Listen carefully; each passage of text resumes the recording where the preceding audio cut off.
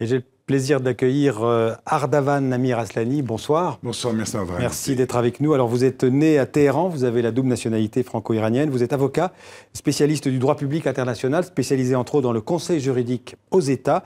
Vous avez aussi écrit de nombreux ouvrages sur les questions géopolitiques au Moyen-Orient et en particulier sur l'Iran. Vous avez notamment publié en 2013 Iran, États-Unis, les amis de demain ou l'après-Ahmadinejad. On est en plein dans cette question.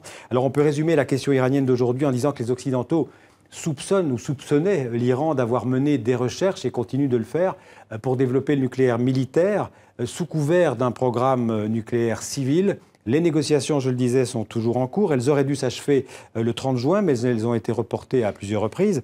Vous pensez, Ardavan Amir Aslani, qu'on est proche d'un accord ce soir, qu'elles pourraient aboutir, ces négociations ?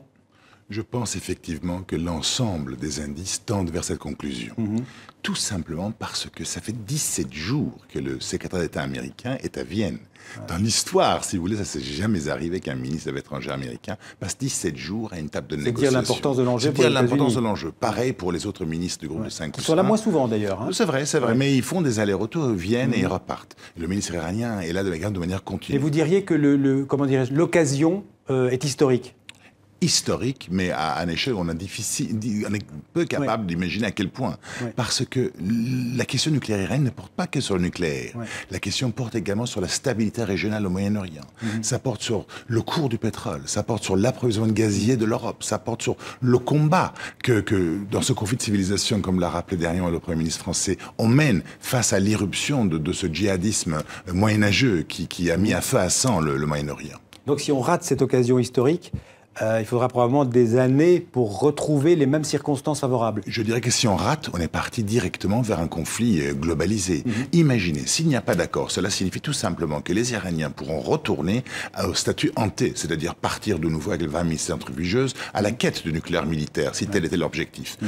Parallèlement, qui va pouvoir sur place arrêter cette irruption-là? Personne. Le Moyen-Orient va continuer, le conflit chiite-sunnite va continuer, les Iraniens vont apporter encore de manière plus agressive leur soutien à tous les groupuscules qui se revendiquent du chiisme duodécimain, le conflit serait généralisé à travers tout le Moyen-Orient. Donc il y a un enjeu géopolitique régional et même mondial, et puis il y a un enjeu interne à l'Iran. On va d'abord parler de l'enjeu régional. On peut dire qu'aujourd'hui, ce qui se passe, c'est pour l'Iran, c'est son statut de puissance régionale qui se joue. Je crois qu'aujourd'hui, nous sommes en train de témoins du retour de l'Iran dans le concert des nations.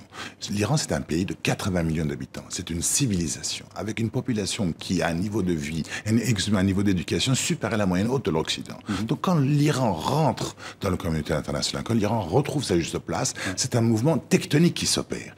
D'un point de vue économique, le retour de l'Iran dans le système financier international est l'équivalent du retour de l'ensemble des pays de l'Est européen après la chute du mur de Berlin. C'est dire à quel point c'est important. L'Iran, aujourd'hui, c'est l'interlocuteur obligé des États-Unis.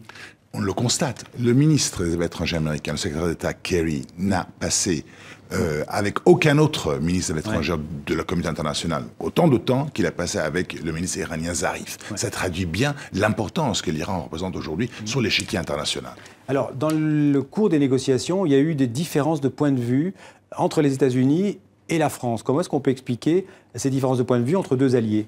Je pense que les Américains ont parfaitement compris une réalité, que ce conflit de civilisation qui oppose le monde occidental, en particulier les États-Unis, à l'islam, n'oppose l'Occident qu'à une certaine version particulière de l'islam, qui est l'islam idéologiquement associé avec l'Arabie saoudite, c'est-à-dire le wahhabisme, qui est d'ailleurs l'islam revendiqué aujourd'hui par l'État islamique, par Daesh et par l'ensemble du mouvement terroriste du Moyen-Orient. Tous les Américains ont compris que le 11 septembre, c'est pas les Iraniens, c'est pas les chiites, c'est des sunnites wahhabites. Donc ils ont procédé dans leur tête à un mouvement radical de leur positionnement idéologique au détriment des Saoudiens en faveur des Iraniens. Ils sont en train de basculer d'une alliance traditionnelle avec les royaumes, les monarchies sunnites du Golfe, avec une alliance avec la théocratie pour l'instant